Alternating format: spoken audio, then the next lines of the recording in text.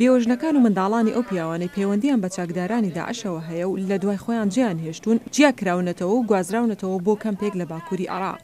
هەروەها کۆمەڵگە و خێزانەکانیان خۆیان لێبەدوور دەگرن و بە گومانبار و پەیوەندیان بە داعشەوە مامەڵەیان لەگەڵدا دەکرێت. ئەوان ناتوانن بگەڕێنەوە ناو خێزانەکانیان چونکە مەترسی تۆڵەسەنەوەیان لێ دەکرێت لەلایەن کۆمەڵگەی ناوخۆیی میلیشیاکانی حکوومەتەوە. پارێزگاری مووسڵ نەوفەل حەمادی ڕوونی کردەوە کە دابوونەریتی عەرەبی هەندێک جار زاڵە بەسەر یاسادا. العادات والتقاليد العربية نوبات هەندێک جار دابوونەریتی کۆمەڵایەتی باڵادەسترە بەسەر یاساوە، واتە ئەگەر لە گوندێکی عەرەبیدا ئەندامێکی داعش هات و پیاوێکی لە خێزانێک کوشت، ئەگەر ئەندامانی ئەو خێزانەی داعش گەڕانەوە ئەوانی دیکەش دێن ئەو خێزانە تێکرا سەر دەبڕن. لەو باوەڕەدام ئەمە حاڵاتێکی ئاساییە کە ڕوودەدات. بەڵام ئەم ژنانە بە ئاژانسی ئەسۆسیەت پرێسیان گوت ئەوان ڕوبەڕووی ڕێگریەکی زۆر بوونەتەوە لە بەرامبەر ئەو هەوڵانەی داویانە بۆ گەڕانەوەیان بۆ ژیانی پێشویان. یاداشتێکە بوو بۆ گەڕانەوە، بەڵام ئێمە ڕەتمان کردەوە کە بگەڕینەوە بۆ تکریت لەبەر ئەوەی ناتوانم. من خەمی مناڵەکانمە بەهۆی باوکیانەوە ترسم هەیە لێیان بەرگەی ژیانی ئەم خێمەیە دەگرم و تەنها لەبەر ئەوەی ئاگام لە مناڵەکانم بێت ئەی چی بکەم چارەم نییە. هەروەها دەڵێن دەسەڵاتداران ناسنامەی ڕسمی بۆ منداڵەکانیان ڕەت کردوتەوە کە پێویستیان دەبێت بۆ تۆمارکردنی ناوی منداڵەکانیان لە قوتابخانە و هەروەها بۆ خزمەتگوزاریانەی دیکە کە لەلایەن فەرمانگە حکوومیەکانەوە دەستەبەردەکرێن. من سێ مناڵم هەیە، هیچیان بەلگە و شناسی لەدایکی بوونیان نییە. داوای ئەو بەلگەنامەم کردبوو بەڵام نامدەنێ. ماوەیەک لەمەوبەر چووین بۆ لای پارێزەر و بارودۆخی خۆمان بۆ باسکردن. وتیان لەبەر ئەوەی ئێوە داعشن و ناتوانین لەسەر ئەو کەیسانە ئیش بکەین، نەش ناسنامەتان دەدەینێ و نە کاروبارەکانتان بۆ بەڕێ دەکەین.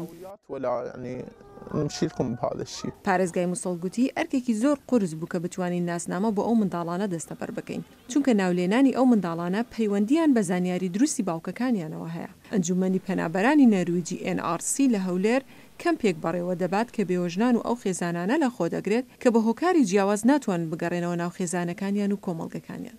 پێویستە حکوومەتی عێراق سنگ بخاتە سەر بەرپرسیارەتی تاوانی خودی کەسەکە لە بڕی ئەوەی بە شێوەیەک ماملە بکات لەگەڵ خەڵکانێکی بێتاواندا بەهۆی ئەوەی کە پەیوەندیان هەبووە بەوانەوە. ئەوەی ئێمە دەیبینینەوەیە ئێوە دەزانن کە ژن لەلایەن خاوەنی ماڵەوە دەبردرێت بەڕێوە. مناڵەکانی ئەو کەسانە کە ڕەنگە تۆمەتبار کرابن بەوەی کە پەیوەندیان بە داعشەوە هەبووە لە کەمپەکاندا گیران خواردە و تەنها چەند خزمەتگوزاریەکی بنەڕەتی ئاساییان هەیە. بەگوێری وتەکانی بەڕێوەبەری داکۆکی کار ئەلێکزاندرا سایح ئەم ژنانە زۆربیان تاوانبار دەکرێن لەلایەن کۆمەڵگەوە سەرەڕای ئەوەی هیچ بەڵگەیەک نییە کە ئەوان خۆیان ئەندامی داعش بووبن یا هاوپەیمانی ئەوان بووبن. شەڕ لەگەڵ داعشدا بە شێوەیەکی گەورە بووە هۆی لێکترازانی کۆمەڵگە لێرە لە عێراق. ئەمە هەمووی بووە هۆی بێزاری و سەرلێشێواوی کە ئێستاکە ڕوبەڕووی ئەو ئاوارانە بۆتەوە کە هێشتا لە ناو کەمپەکاندا دەژین لە کاتێکدا ئەو ژن و مناڵانە بە شێوەیەک لیان دەڕوانن کە سەر بە داعشن.